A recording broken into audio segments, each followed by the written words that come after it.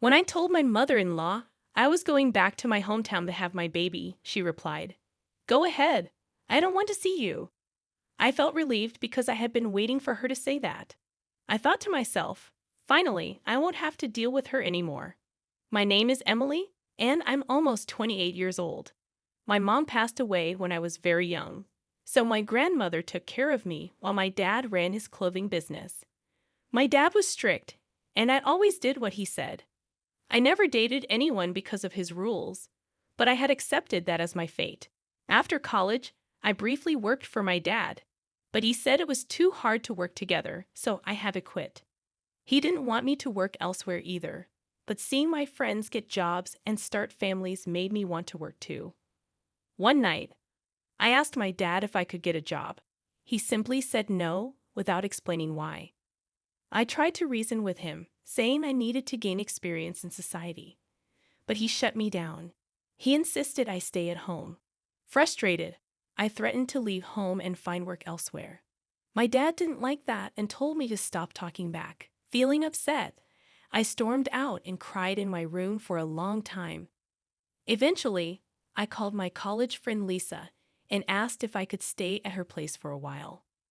Lisa, who lived in a luxurious condo her parents gave her, agreed, sensing something was wrong. I quietly packed my suitcase and left home, hoping not to disturb my dad. I wrote a note explaining that I was staying with a friend and left it on my desk. Then, I took a taxi to Lisa's apartment. When I arrived, she welcomed me with my favorite coffee.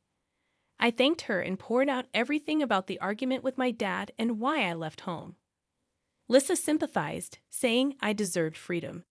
It hit me hard that I had always followed my dad's orders without question, but now I longed for my own independence. Lisa agreed, saying it was normal to want to meet new people and have fun. She asked if my dad knew I was there, and I told her I left a note, but he didn't know any of my friends. Lisa suggested we go to bed since it was late, and she had prepared a separate room for me to sleep in. The next day, Lisa went to work, and when I checked my phone, I saw several missed calls from my dad. Feeling bad for worrying him, I sent him an email to reassure him that I was okay. Later in the evening, after Lisa finished work, she invited me to join her for a drink. Excited but inexperienced with socializing over drinks, I agreed to go out. When I got to the meeting place, I found Lisa waiting with two men. She introduced them, pointing to her boyfriend first, then to the single man, Max. With a warm smile, Max introduced himself, and our relationship began. Max worked at a small company in the clothing industry. At first, I wondered if Max's company was similar to my father's, but I quickly pushed the thought aside. Max's family situation was different from mine. He only had his mother around, but he didn't elaborate, and I didn't pry. One day, Max expressed his desire to meet my father, but I wasn't ready to go back home yet, despite exchanging emails with my dad. Instead, I suggested meeting Max's mom. He eagerly agreed, even suggesting we could visit her that very day. Wanting to bring a gift, I stopped by a bakery for a cake, knowing Max's mom appreciated such gestures. As it turned out, my mother-in-law not only appreciated gifts, but also became irritable if not presented with one. When we arrived at Max's house, his mother greeted us at the door, having received a message from him. She immediately questioned me about my life, expressing skepticism about my employment status and implying I lived a privileged life. I explained about my deceased mother and my father's job, but she dismissed my responses. Max, sensing the tension, urged us inside, asking if I had brought anything. Feeling rushed, I handed over the cake, apologizing for its simplicity. My mother-in-law snatched it from me, making a sarcastic remark before accepting it. In just a few minutes, I grew to dislike her, feeling sorry for anyone who had to deal with her as a mother-in-law. As soon as we stepped into the living room, my mother-in-law bombarded me with questions to which I responded with vague answers. However, she persisted, firing questions at me as if I were a suspect in an interrogation room. Feeling overwhelmed by the relentless questioning, I whispered to Max that I should probably leave soon. This seemed to infuriate my mother-in-law, her face flushing with anger. She accused me of hating her and giving insincere responses. Max tried to calm her down, but she lashed out, questioning his choice in bringing such a supposedly rude woman home. Annoyed, I defended myself, asking for specific feedback if there was something I could improve. This only seemed to aggravate her more, as she accused me of being cheeky and disliking her. I wanted to agree, but I just couldn't. I'm exhausted and longing to go home, I explained. My mother-in-law's response caught me off guard. How audacious of you. I wonder what kind of upbringing your parents gave you. They must have been lacking. Her words stung, and tears welled up in my eyes. Now you're crying for sympathy. If you want to leave so badly, go ahead. It might do you good. Oh, and by the way, I'll give this cake you brought to my dog Charlie, but he's quite picky, so he might not eat such a cheap cake. She pointed at the cake I had brought. Max intervened, telling his mother to stop. You really don't know how to judge people, he scolded her. Max's remarks seemed to deflate his mother's argumentative energy. All I want is the best for you, Max, she countered, her tone softer. Max stood his ground, asserting his adulthood and his ability to handle his own affairs. His words brought tears to his mother's eyes, and she left the room, visibly upset. Feeling hurt by the harsh words of Max's mother, I decided to leave. However, Max caught up with me and apologized sincerely. Emily, I'm sorry for my mom's behavior. She might be feeling threatened, thinking she's losing me. I'll talk to her about it, okay? Please don't let this incident discourage you from visiting again. His words reassured me, but I couldn't shake off the hurt caused by his mother's comments about my parents. Max, what your mother said about my parents really hurt me. I don't think I want to see her again. As the sadness washed over me, tears welled up, and I found solace in Max's comforting embrace. After a while, he suggested we go somewhere, and we ended up at the beach, sitting on a sandy bench, watching the waves for hours. 2 months later, I discovered I was pregnant. When I shared the news with Max, he proposed marriage. Let's make it official. We don't need a grand ceremony, but we can live together in my house. I don't earn much, so renting an apartment isn't feasible. I'll talk to my mom about being more considerate towards you, Emily. Despite my reservations about living with his mother, I agreed, realizing it was our only option. Okay, I'll do my best to get along with your mother. And so, I found myself living with my mother-in-law after getting married. I returned home to inform my father about the decision. His face lit up with joy when he spotted me. It's wonderful to see you looking so well. We've been in touch, but it feels like ages since our last meeting. My father greeted me warmly. I'm sorry, Dad. I have something important to discuss with you, I replied, sensing his anticipation shift to curiosity. I proceeded to share the news of meeting Max, my pregnancy, and our plan to marry. My father listened intently, his expression unreadable. When I finished, he offered a simple, "Well, congratulations. I can't wait to meet my grandchild," though his smile seemed strained. "Thank you, Dad. I'm sorry for causing you any pain," I apologized, tears streaming down my cheeks. To my surprise, my father's eyes glistened with tears too. Instead of anger, his tender response hurt me more deeply. Eventually, I moved into my mother-in-law's home. Lisa, who had been a pillar of support since I left home, expressed her excitement about meeting my baby and shared her own hopes for marriage. Despite the mixed emotions, we made plans to dine together. Originally scheduled for Sunday, my mother-in-law insisted on moving the date to Saturday, citing superstitions. The move went smoothly, with the movers diligently transferring my belongings while my mother-in-law observed silently. Despite repeated warnings from the movers about the danger, my mother-in-law refused to step back. Once the move was completed, she called me over and questioned if I had given the movers their due payment. Confused, I asked, "Huh?" Sensing my confusion, she assumed I was feigning ignorance and left to rectify what she thought was a mistake.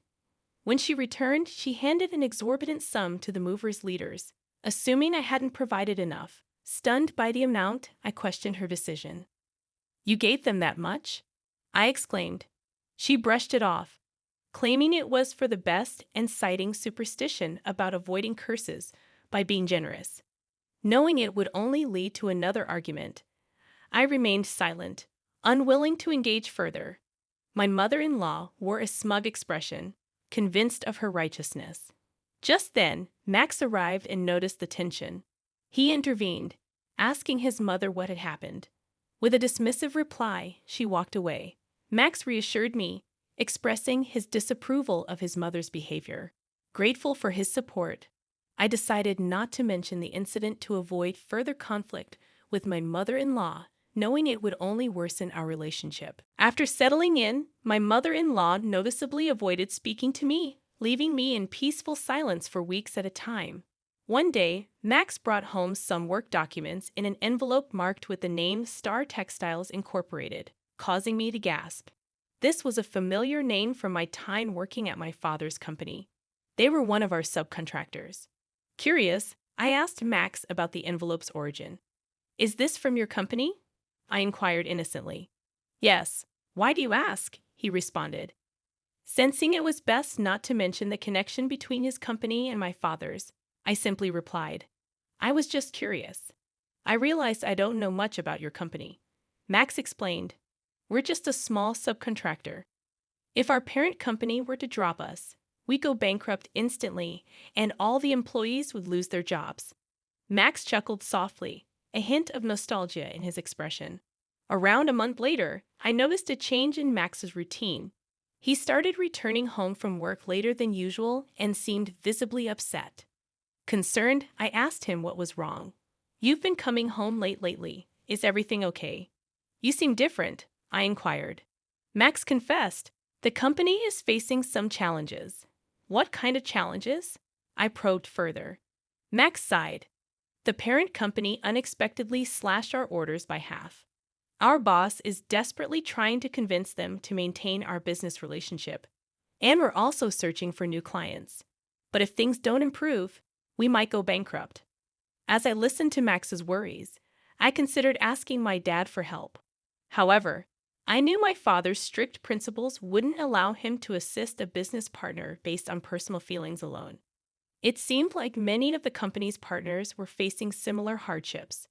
I disclosed to Max that my father's company was the parent company of his. Initially surprised, Max pleaded with me earnestly, his eyes gleaming with hope. "Emily, please implore your father not to cut ties with us," he urged. Regretfully, I explained, "Max, my father is firm when it comes to business. Personal matters wouldn't influence his decisions." Desperate, Max persisted. "Could you at least try?" Reluctantly, I agreed, knowing it likely wouldn't sway my father. Yet Max knelt before me, tears in his eyes, begging for help. "Please, I beg you," he pleaded. Frustrated, I implored him to stop, but I promised to speak to my father nonetheless. As Max lifted his head, tears of relief streamed down his face. That night, I called my father and relayed Max's plea. Surprisingly, my father agreed to help. "So, Max works for Star Textiles Incorporated? Then I must assist them," he stated. I was taken aback, expecting him to decline outright due to his strict business principles. However, he outlined two conditions. First, he would continue business with Star Textiles but wanted Max to join his company. Second, he requested that both Max and I move in with him. Puzzled, I questioned his motives for wanting us to live with him. Uncomfortably, my father admitted, "I just want my daughter close by." I accepted his conditions but sought clarification on why he had decided to reduce dealings with Star Textiles initially. He explained that a new company had offered an enticing proposal, prompting the shift in partnerships. Upon conducting some research, we discovered that the new company my father intended to partner with had a history of unfulfilled promises, prompting us to reconsider the deal. So, Star Textiles would have been fine even if I hadn't intervened? I asked, amused by the irony. "Maybe," my father chuckled, and I couldn't help but laugh along. After hanging up, I promptly informed Max of my father's conditions. He sighed with relief at the news that Star Textiles was no longer at risk, but expressed hesitance about joining my father's company. It's difficult for me to leave Star Textiles, Emily. I've built strong bonds there, and am unsure about starting anew, he admitted. Respecting his decision, I relayed his sentiments to my father, who acknowledged Max's dedication and allowed him to remain at Star Textiles. However, he remained firm about us moving in with him. Delighted by my father's decision, I cautioned Max not to disclose my father's involvement to his mother, knowing she would disapprove.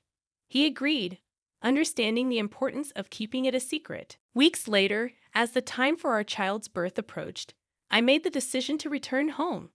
Despite having only my father and grandmother there, it felt preferable to staying with my mother-in-law.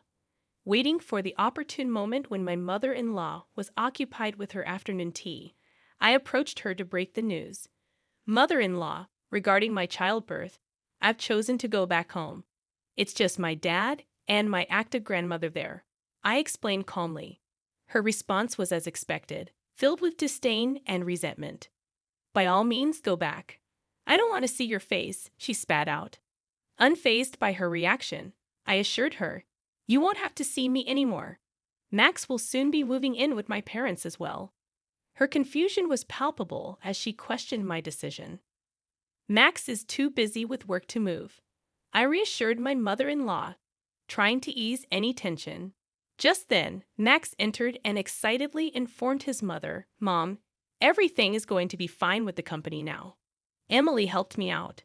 Confused, she asked, What are you talking about?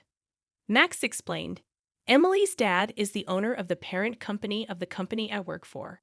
Shocked, my mother-in-law's demeanor changed as she turned her attention to me. Emily, I had no idea you were connected to Max's company in that way. I've been terribly rude to you, she admitted, bowing deeply. It's all right now, I replied, trying to diffuse the tension. However, she surprised us all by requesting to live with my parents as well. Both Max and I declined, preferring not to dwell on the past hurtful interactions. I don't want to live with you, mother-in-law. Being here would only remind me of everything that's happened, I explained gently. Her tears flowing, she pleaded desperately, but we stood firm in our decision. Months later, we decided to visit my mother-in-law's house, only to find it empty and eerily quiet. Concerned, Max called out for his mother, receiving no response. As we searched the house, we found her emaciated and frail, lost in her own world. Despite our attempts to engage her, she remained silent, focusing only on the cake we had brought. As she devoured it hungrily, I couldn't help but think, well, mother-in-law, you brought this on yourself.